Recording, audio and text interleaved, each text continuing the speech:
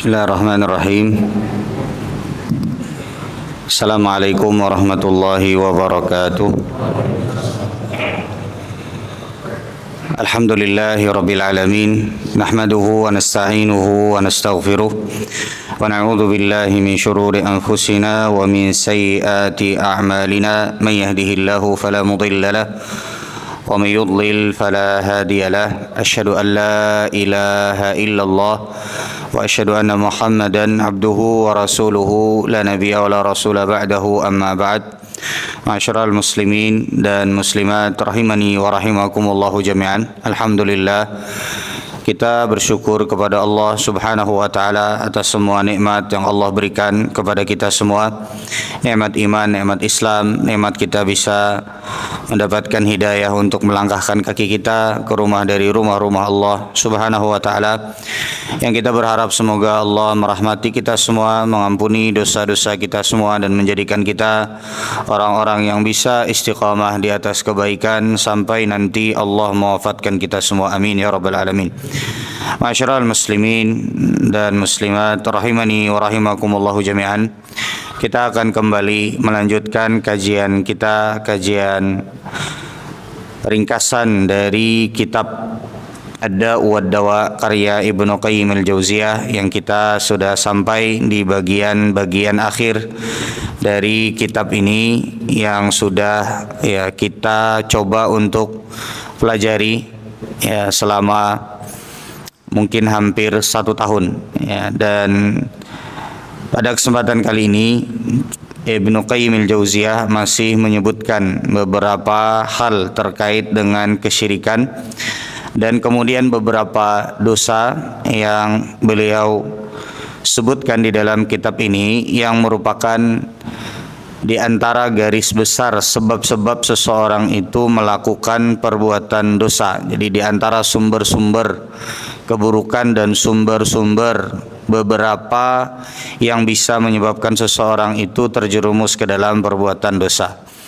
Baik, sekarang kita akan menyebutkan terlebih dahulu apa yang dikatakan oleh Ibnu Qayyim al-Jauziyah di sini terkait dengan kata beliau hakikatus syirki. Pada pertemuan yang telah lalu kita telah membahas contoh-contoh terkait dengan pintu-pintu kesyirikan, baik itu perbuatan, perkataan, keinginan dan juga niat, dan kita sudah sebutkan contoh-contohnya beserta juga dalil-dalil yang berkaitan dengan 4 perkara tersebut. Nah, kemudian yang berikutnya beliau menyebutkan hakikatus syirki. Hakikat dari kesyirikan huwa at-tashabbuhu bil khaliqi wat tashbihu lil makhluqi bihi.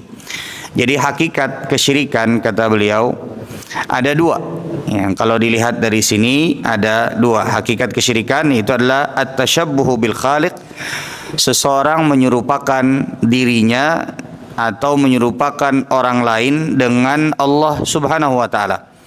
Wa tashbihu lil makhluqi bihi. Dan yang kedua adalah membuat makhluk Allah Subhanahu wa taala menyerupai Allah Subhanahu wa taala. Jadi kalau kita mau ringkas ada 2. Di sini disebutkan oleh Ibnu Qayyim al-Jauziyah hakikat syirik. Ini yang jangan sampai kita terjerumus ke dalamnya. Ini dari sudut pandang yang disebutkan oleh Ibnu Qayyim, hakikat syirik. Itu ada 2 jemaah sekalian. Hakikat syirik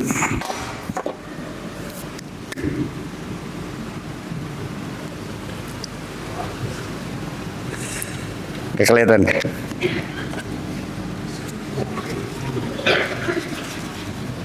Ada spidol lagi kah?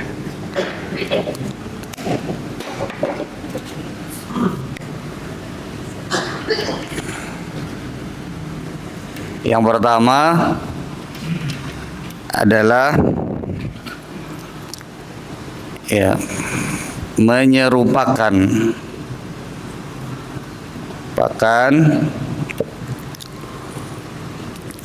makhluk dengan Allah. Yang kedua adalah membuat Allah Subhanahu wa taala menyerupai makhluk. Ya, membuat Allah menyerupai makhluk, menyandingkan atau menurunkan derajat Allah Subhanahu wa taala sehingga menyerupai makhluk, membuat Allah menyerupai makhluk. Jadi kesyirikan itu jamaah sekalian, ini yang jangan sampai kita terjerumus ke dalamnya. Yang pertama, jangan sampai kita itu menyerupakan makhluk Allah dengan Allah Subhanahu wa taala. Sebagai contoh, kalau ada orang yang menyatakan bahwa ia memerintahkan untuk orang-orang beribadah kepadanya, orang-orang berdoa kepadanya, ini nggak boleh, karena ini bagian dari ibadah yang harus hanya kita tujukan kepada Allah Subhanahu wa taala. Jadi contohnya adalah orang yang memerintahkan ya manusia ya untuk menyembahnya,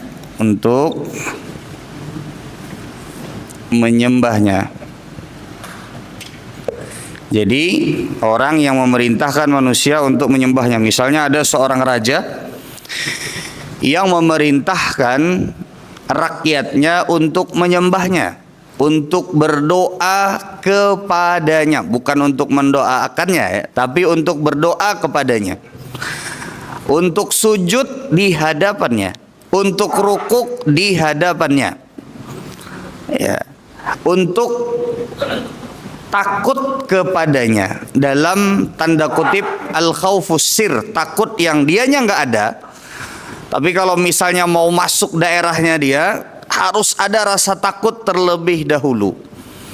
Jadi kalau mau masuk daerahnya dia, ya, orangnya nggak ada, orangnya nggak ketahuan, harus masuknya itu merangkak, sujud. Atau kalau mau lewat di hadapan dia harus merangkak, harus sujud misalnya di hadapan dia.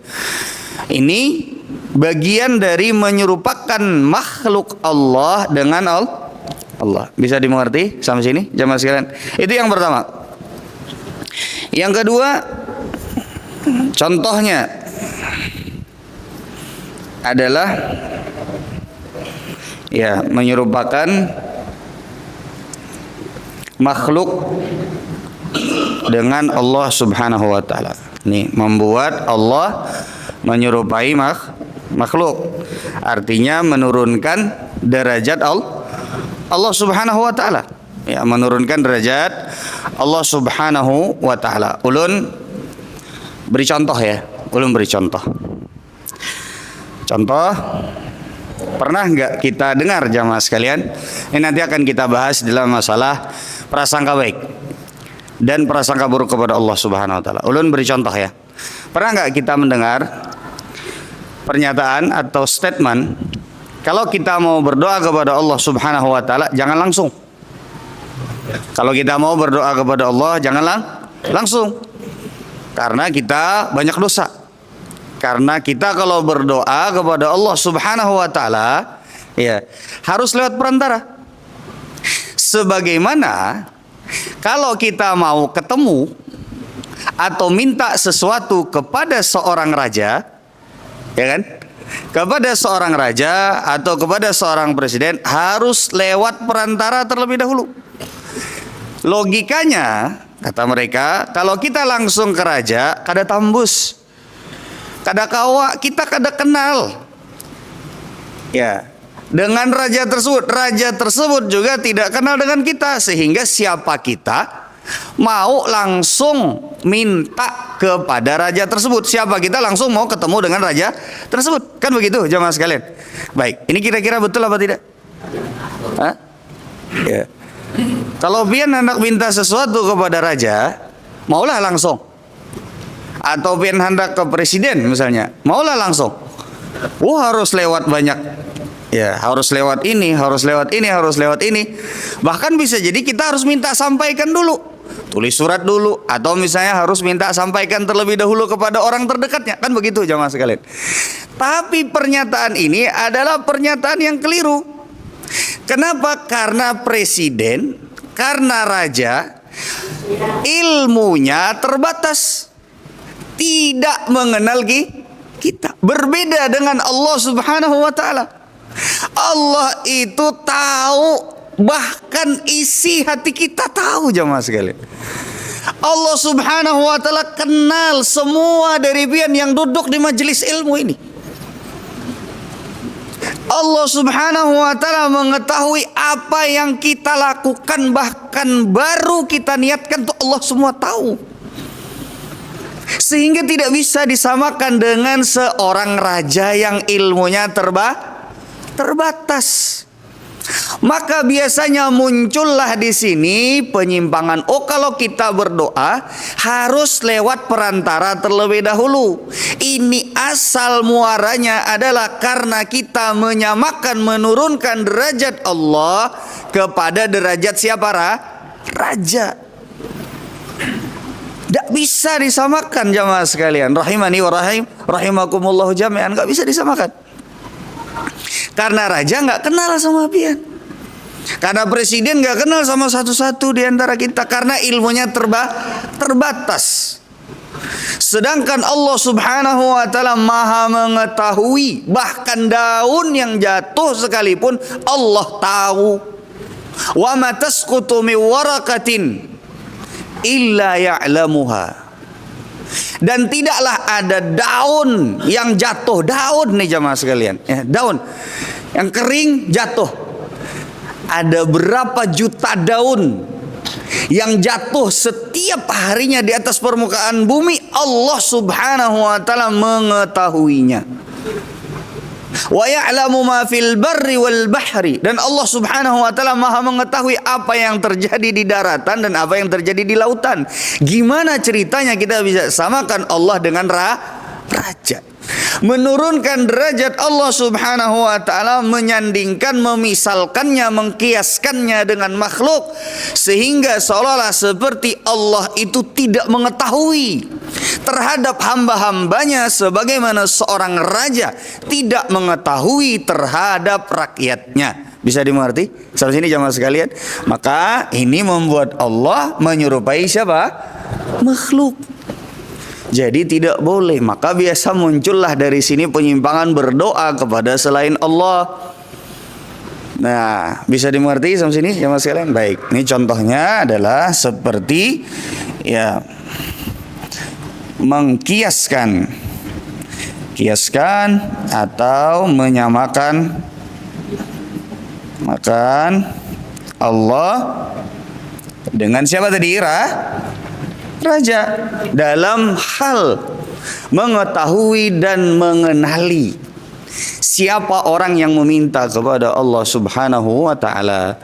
Kita itu jamaah sekalian kalau minta sama Allah Subhanahu wa ta'ala tuh, semua dari kita bahkan sebelum kita minta tuh Allah Subhanahu wa ta'ala kadang-kadang udah kasih. Pian pernah lah hanyar bergeritik di dalam hati. Malam ini misalnya rasahan dak kambing, tiba-tiba misalnya ada nang mau undang pian makan kambing malam ini misalnya aja. Ini misalnya aja. Ada bergeritik di dalam hati, apa pengen sesuatu gitu. Tiba-tiba Allah Subhanahu wa ta'ala kabulkan. Bahkan sebelum kita berdoa dan meminta kepada Allah Subhanahu wa ta'ala. Sudah bisa dimengerti ya Mas? Nah, ini dua intinya. Hakikat syirik adalah menyerupakan makhluk dengan Allah. Jadi bisa jadi menyerupakan dirinya dengan Allah Subhanahu wa ta'ala. Dia yang menaikkan dirinya sehingga seolah-olah seperti dia pengen menyerupai Allah Subhanahu wa ta'ala. Contohnya tadi adalah orang yang memerintahkan manusia untuk menyembahnya. Yang kedua adalah membuat Allah Subhanahu wa ta'ala seolah seperti menyerupai makhluk. Di antaranya adalah mengkiaskan, menyamakan Allah dengan raja. Sudah bisa dimengerti sampai sini jamaah sekalian? Terkait dengan contohnya tadi sudah kita sebutkan. Sudah bisa dimengerti? Ini inti daripada apa yang ingin disampaikan oleh Ibnu Qayyimil Jauziyah. Baik. Kemudian yang berikutnya ya, masuk ke dalam pembahasan salah satu dosa yang merupakan sumber daripada dosa-dosa lainnya, yaitu adalah su'udzanni billah, berprasangka buruk kepada Allah Subhanahu wa taala. Ibnu Qayyim al-Jauziyah mengatakan, "Idza tabayyana hadza fahahuna aslun 'azimun bi kashfi sirral mas'alati." Kan kalau kita flashback lagi jamaah sekalian, ini adalah pertanyaan dari seseorang yang berusaha untuk keluar dari maksiat, betul atau tidak? Berusaha untuk keluar dari maksiat, tapi setiap hari dia berusaha untuk menjauh dari kemaksiatan tersebut. Dia justru malah semakin terperosok ke dalam kemaksiatan tersebut. Nah, Ibnu Qayyim al-Jauziyah berusaha mengupas ini.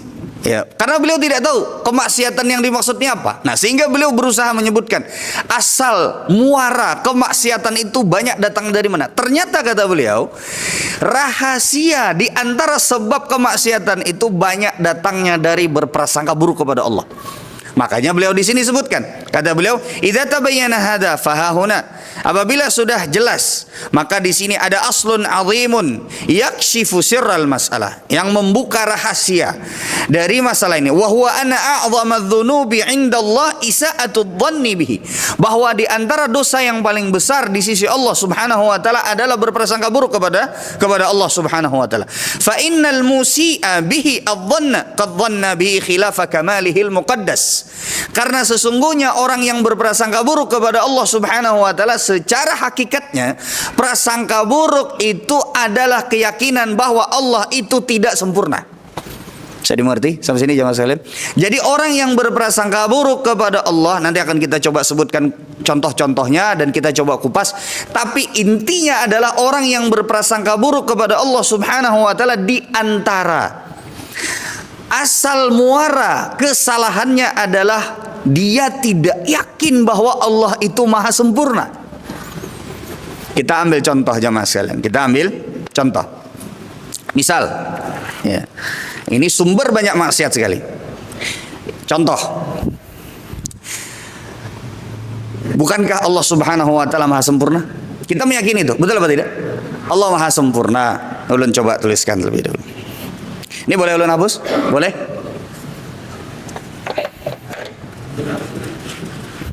Kelihatan nggak tulisannya? Kelihatan ya? Hapus.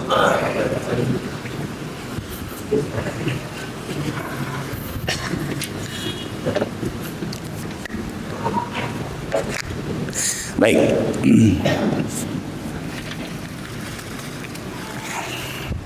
Jadi ulun coba tuliskan biar kita memahami. Ternyata banyak kemaksiatan, kesalahan itu lahirnya dari karena kita berprasangka buruk kepada Allah Subhanahu wa taala. Ini ya. Ya, banyak kesalahan dan kemaksiatan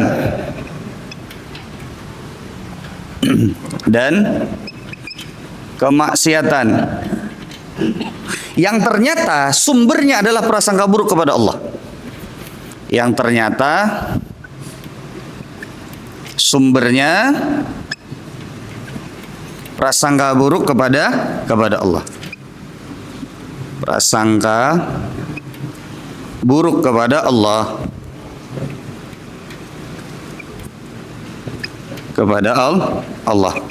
Dan kata Ibnu Qayyim al-Jauziyah, orang yang berprasangka buruk kepada Allah Subhanahu wa taala, salah satu sebab yang banyak tidak disadari adalah karena dia tidak yakin terhadap kesempurnaan Allah.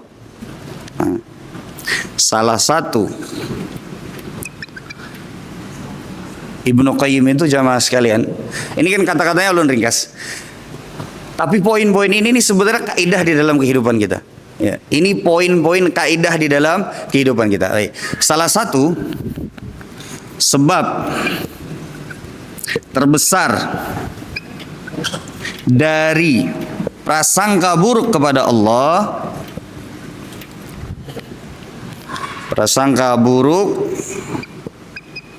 kepada Allah, sadar atau tidak sadar, ya, sadar atau tidak sadar, ternyata sebab yang terbesarnya adalah, ya, tidak yakin kesempurnaan Allah. Tidak yakin kesempurnaan Allah.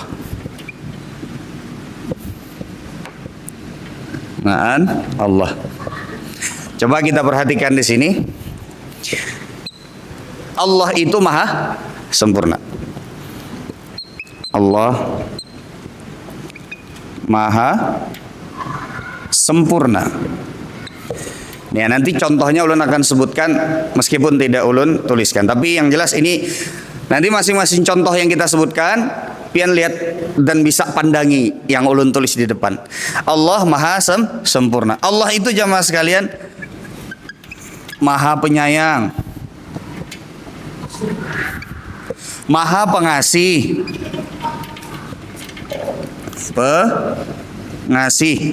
Allah maha sempurna, maha penyayang, maha pengasih, maha bijaksana. Ya. Sana. Dan segala macam sifat sempurnanya Allah Subhanahu wa taala, dan segala macam sifat sempurnanya Allah Subhanahu wa taala dan lain-lain. Baik. Kita akan coba sebutkan ya Mas sekalian. Ini bisa kelihatan ya? Bisa kelihatan. Baik, coba ulun ulangi sekali lagi. Ini 3 poin ya. Nanti bisa pian ingat dan bisa pian hadirkan setiap kali ulun sebutkan contohnya. Yang pertama jemaah sekalian, banyak kesalahan dan kemaksiatan. Ya, kita semua penuh dengan kesalahan, penuh dengan kemaksiatan. Jangan-jangan bisa jadi salah satu sumbernya adalah ini. Banyak kesalahan dan kemaksiatan yang ternyata sumbernya adalah prasangka buruk kepada Allah Subhanahu wa taala. Sehingga Ibnu Qayyim al-Jauziyah menyebutkan salah satu dosa terbesar adalah prasangka buruk kepada Allah. Beliau menyebutkan bagi orang-orang yang berusaha untuk meninggalkan kemaksiatan dan nggak bisa dan susah, sebagaimana orang yang bertanya asal daripada kitab Ad-Da' wa Dawa. Yang kedua adalah salah satu sebab terbesar dari prasangka buruk kepada Allah adalah tidak yakin terhadap kesempurnaan Allah, disadari ataupun tidak disadari. Disadari ataupun tidak disadari. Yang ketiga, yang harus difahami bahwa Allah itu maha sempurna. Allah Subhanahu wa taala maha penyayang, Allah Subhanahu wa taala maha pemurah, Allah maha pemberi rizki, Allah maha bijaksana, dan segala sifat-sifat kesempurnaan yang lainnya. Yang jelas Allah itu maha sempurna. Baik, ulun akan sebutkan beberapa contoh, tapi biar ingat-ingat 3 poin ini. Yang pertama jamaah sekalian, contoh.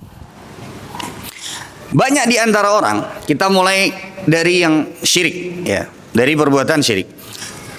Banyak orang-orang yang dia berdoa kepada Allah Subhanahu wa taala, lalu kemudian dia berpindah, baik itu kepada perantara ataupun dia minta kepada selain Allah Subhanahu wa taala.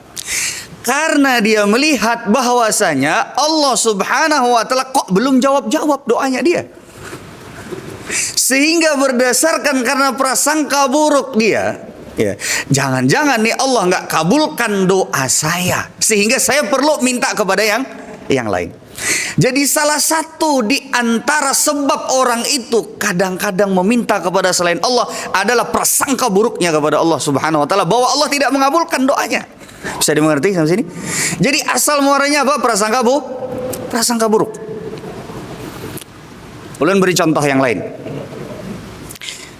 Kita diperintahkan untuk mencari yang halal, betul apa tidak? Betul apa tidak? Kita diperintahkan untuk mencari yang halal. Dan kita diperintahkan untuk menjauhi yang haram. Kadang-kadang bisa jadi kita sudah tahu yang mana yang haram, yang mana yang halal, tapi tetap aja kadang-kadang yang haram digawi.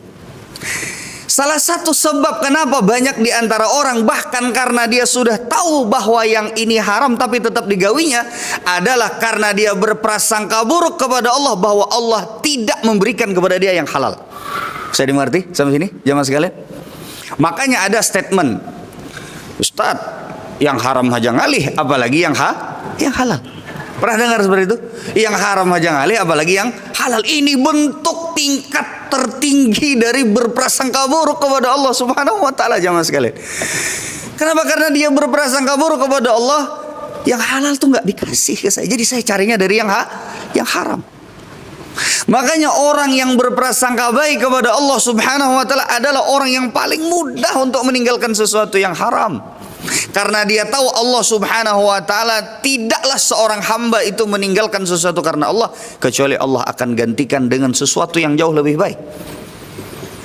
Makanya salah satu di antara sebab orang masih belum sanggup untuk meninggalkan sesuatu yang haram, padahal dia udah tahu.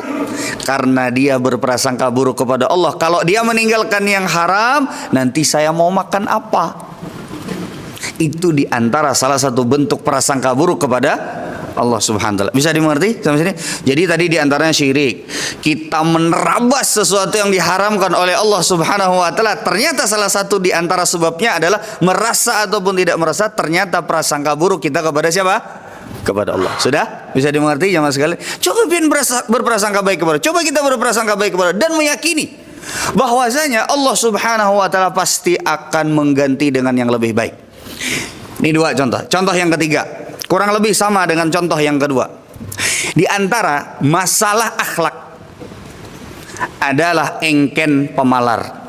Oke? Engken pemalar, medit. Ya. Salah satu sebab orang engken itu jamaah sekalian adalah takut hartanya berkurang. Padahal di dalam hadis yang lain Nabi SAW sudah menyebutkan, mana kasat sadaqatum mimmal, tidaklah harta seseorang itu berkurang karena sedekah.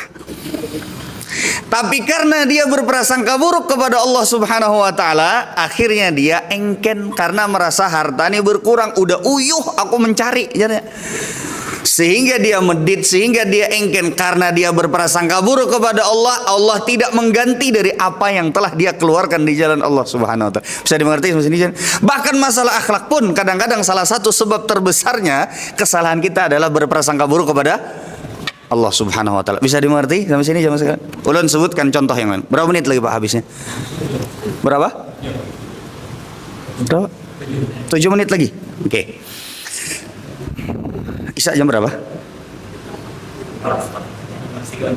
3:04. Oke, baik. Kemudian yang berikutnya, ulun sebutkan lagi contoh. Ya. Di antara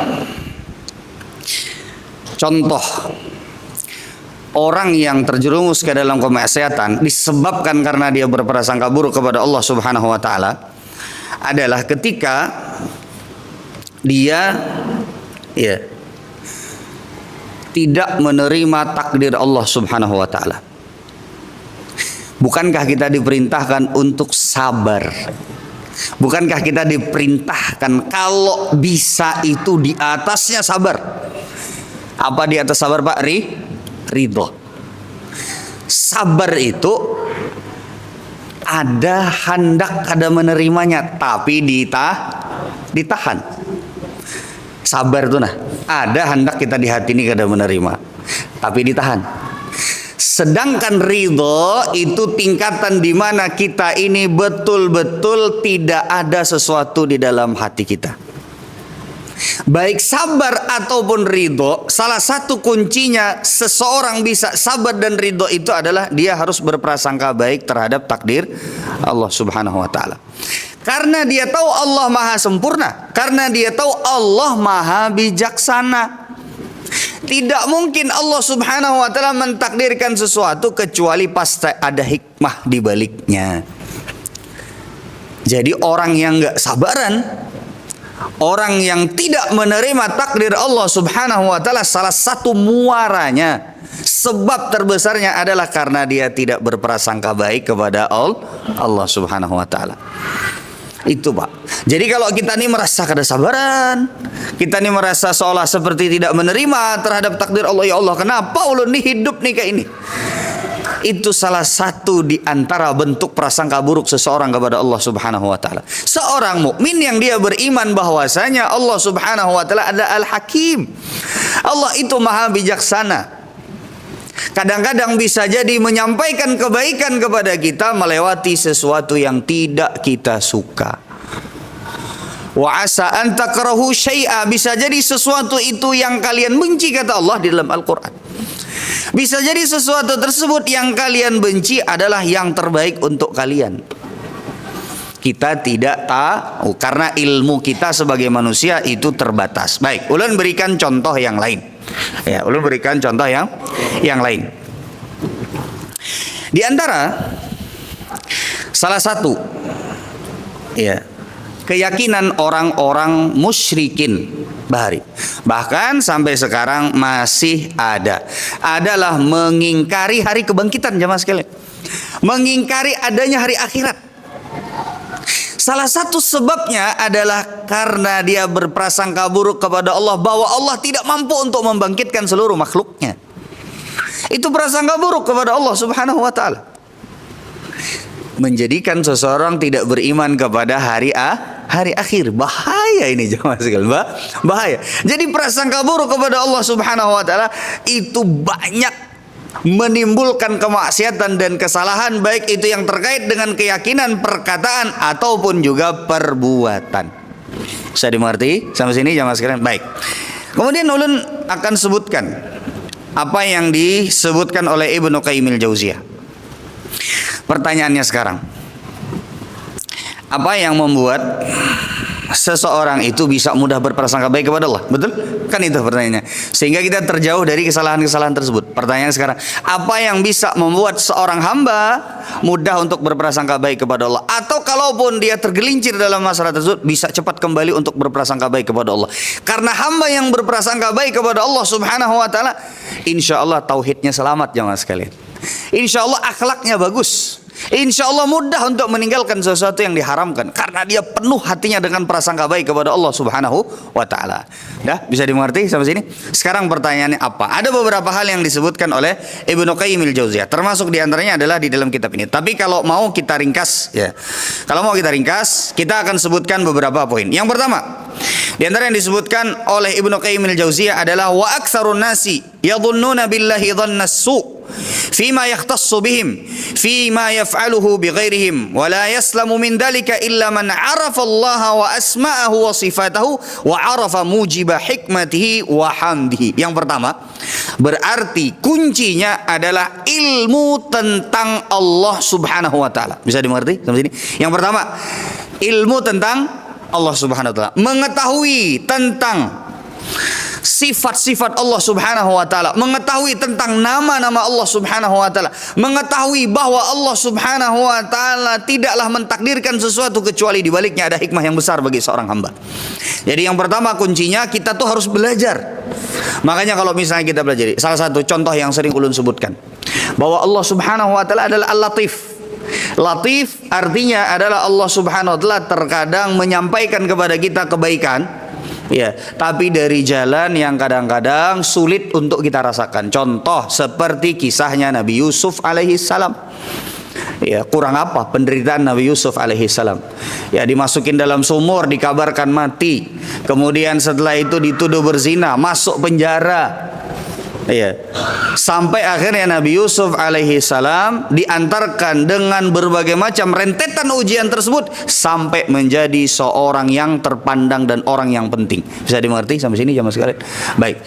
Contoh seperti ibundanya Nabi Musa alaihi salam setelah melahirkan, lalu kemudian dilarutkan Nabi Musa alaihi salam di Sungai Nil. Akhirnya ujungnya adalah beliau menyusui di rumahnya siapa? Fir'aun. Kalau seseorang mengenal Allah Subhanahu wa taala, nama-nama Allah, sifat-sifat Allah Subhanahu wa taala, kemudian juga bagaimana Allah Subhanahu wa taala terkadang menyampaikan kebaikan untuk seorang hamba, maka dia akan mudah untuk berhusnudzon kepada Allah. Maka berarti satu kuncinya adalah berilmulah tentang Allah Subhanahu wa taala. Itu satu. Kita tuh jangan sampai malas, Pak, belajar tentang nama-nama Allah, belajar tentang sifat-sifat Allah, terkhusus yang berkaitan dengan maknanya. Jangan sampai malas, karena itu kunci kita bisa banyak berhusnudzon kepada Allah Subhanahu wa taala. Kalau kita nggak kenal sama Allah Subhanahu wa taala, gimana ceritanya mau berprasangka baik kepada Allah Subhanahu wa taala? Itu satu. Yang kedua, kata Ibnu Qayyim al-Jauziyah, ijtinab, ya. Wa qala wala raiba anna husnadh-dhanni innama yakunu ma'al ihsani fa innal muhsin hasanadh-dhanna bi rabbih an yujazihi ala ihsanihi wa la yakhlifu wa'dahu wa yaqbalu taubatahu innamal musii'u al-musirru 'ala al-kaba'ir wadh-dhulmi wal mukhalafat. Jadi kata Ibnu Qayyim, intinya adalah yang kedua ini adalah banyak melakukan ketaatan kepada Allah Subhanahu wa taala. Baik. Ulun ringkaskan saja ya. Ulun tutup dengan ini.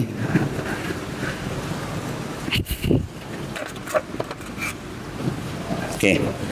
Jadi kurang lebih jamaah sekalian, ini ulun hapus ya? Boleh ya? Baik. Ya, habis ini kita selesai.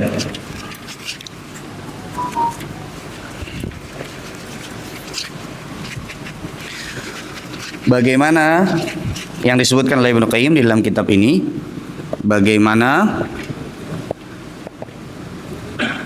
agar mudah berprasangka baik kepada Allah. Ibnu Qayyim al-Jauziyah menyebutkan ada 3 kuncinya. Yang pertama adalah ya berilmu tentang Allah, mengenal Allah, mengenal ya nama-nama Allah, sifat-sifat Allah Subhanahu wa taala. Yang kedua, kata Ibnu Qayyim al-Jauziyah adalah takwa. Ibnu Qayyim al-Jauziyah menyebutkan, ini ulun ringkas ya, semakin seseorang bertakwa, semakin seseorang menjauhi larangan-larangan Allah Subhanahu wa taala, semakin seseorang takut kepada Allah, maka dia akan semakin bisa berhusnuzan kepada Allah. Yang kedua. Yang ketiga yang disebutkan oleh Ibnu Qayyim al-Jauziyah, ya di antara